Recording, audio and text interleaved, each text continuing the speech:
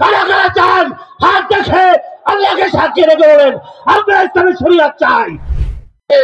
আনন্দ ফুর্তি করবে, আর একজন ভোট দিয়ে সংকুচিত হবে, সে অনুতপ্ত হবে, সে নিজেকে পরাজিত মনে করবে। এই অবস্থা আমরা সামনে দেখতে চাই না।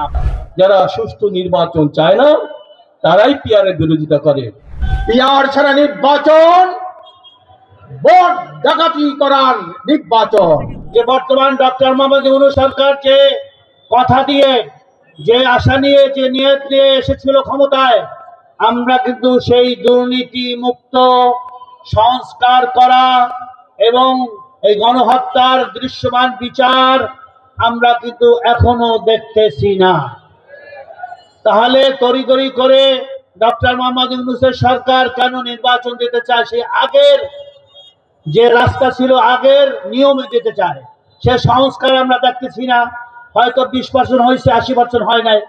আপনার বিচার দেখতেছি না, দৃশ্যমান বিচার গণহত্যার, সেটাও আমরা দেখতে পাইতেছি না। ছাত্র ভাইরা, আপনারা জানেন যে পীর সাহেব চরমনাই ফজলুল করিম রহমতুল্লাহ আলাইহি ইসলামী আন্দোলন, ছাত্র আন্দোলনের প্রতিষ্ঠাতা, তিনি 1991 সালের 23শে আগস্ট এই ছাত্র আন্দোলন গঠন করেছিল।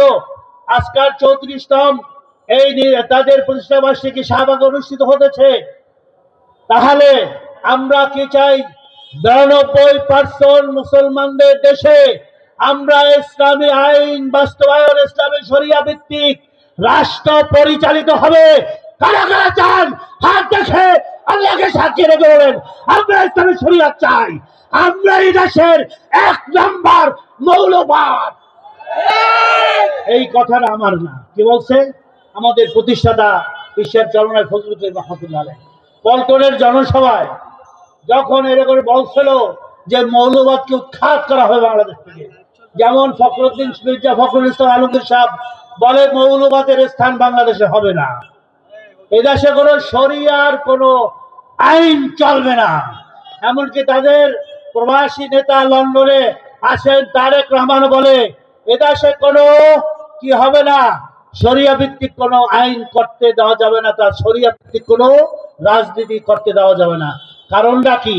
আপনার পশ্চিমাদের আইন চলবে, 6 দফা চলবে, 18 দফা চলবে, মানুষ শোষিত আইন চলবে, কিন্তু কোরআনী আইন চলবে না। আমরা কোরআনী আইন বাংলার জমিনে দ্বিতীয় বৃহত্তম মুসলিম দেশে কারা কারা চাই হাত থেকে আল্লাহকে সাক্ষী রেখে বলে আনন্দ ফুর্তি করবে, আর একজন ভোট দিয়ে সংকুচিত হবে, সে অনুতপ্ত হবে, সে নিজেকে পরাজিত মনে করবে। এই অবস্থা আমরা সামনে দেখতে চাই না। সকলে আনন্দের সাথে ভোট দিবেন, সকলের ভোট কার্যকর হবে। আগামীতে আমরা নির্বাচন চাই, যেন তেন নির্বাচন নয়, ফলপ্রসূ নির্বাচন, সুষ্ঠু নিরপেক্ষ নির্বাচন, কার্যকর নির্বাচন, এবং নির্বাচনের মধ্য দিয়ে যাতে ভালো মানুষ পার্লামেন্টে যেতে পারে, ভালো সরকার হতে পারে। নির্বাচন ভালো হলো, ফ্যাসিবাদী সরকার হলো, এটাও আমরা চাই না। নির্বাচন ভালো হতে হবে, ভালো নির্বাচনের মধ্য দিয়ে ভালো মানুষ নির্বাচিত হওয়ার সুযোগ থাকতে হবে। বর্তমান নির্বাচন পদ্ধতিতে ভালো মানুষের নির্বাচন হওয়ার কোনো সুযোগ নেই। এজন্য এই পদ্ধতি পাল্টাতে হবে। পদ্ধতি পাল্টিয়ে নতুন পদ্ধতিতে নির্বাচন হতে হবে। আর নতুন পদ্ধতি হলো গোটা দুনিয়ায় এখন সর্বাধুনিক যে নির্বাচন পদ্ধতি, পিয়ার পদ্ধতি। আগামীতে পিয়ার পদ্ধতিতে আমরা নির্বাচন চাই। এ দাবি নিয়ে আজকে আমরা আন্দোলনে নেমেছি, আমাদের আন্দোলন চলতে থাকবে। সালাম আলাইকুম। পিয়ার ছাড়া নির্বাচন ভোট ডাকাতি করার নির্বাচন। আমরা চাই ছাত্র ভাইরা তোমরা ঐক্যবদ্ধ হও। আমরা এই দেশকে নিয়ে কোন ফ্যাসিবাদী শক্তি, ভারতের দালাল শক্তিকে আর দেশকে আমরা খেলা করতে দেব না। ছাত্র ভাইরা, আজকে যেখানে চরম নৈতিক অবক্ষয় চলছে, সেখানে ছাত্র ভাইরা সর্বকালের সর্বশ্রেষ্ঠ ইসলামকে ধারণ করে বুকে এবং সর্বকালের সর্বশ্রেষ্ঠ মহামানব রাসূল করিম সাল্লাল্লাহু আলাইহি ওয়াসাল্লামের আদর্শকে বুকে ধারণ করে তারা এই সংগঠন করে। তোমরা এই আদর্শ যতদিন লালন করবে তোমাদের কোনো ভয় নাই, তোমাদের কেউ পিছনে ফেলতে পারবে না, তোমরাই অগ্রগামী হবে, তোমরাই সামনে যাবে। দুর্নীতি সন্ত্রাস মুক্ত এটি কল্যাণ রাষ্ট্র প্রতিষ্ঠার জন্য তোমরা অতন্ত্র প্রহরী ভূমিকা পালন করবে।